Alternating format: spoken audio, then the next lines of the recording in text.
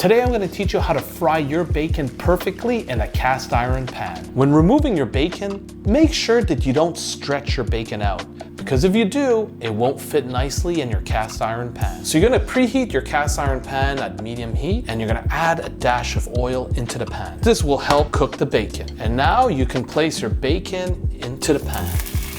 There you go, your second slice of bacon. Here we go.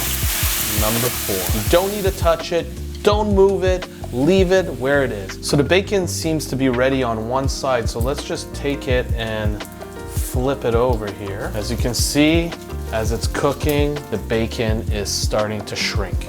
Now don't be scared. If you need to turn the bacon around a third or fourth time, go ahead and do it. So line your tray with some paper towels and place the bacon onto the paper towels so they can dry. And there you have some crispy, delicious bacon. If you enjoyed this cooking technique, please check out these other great videos and subscribe to my channel if you haven't already.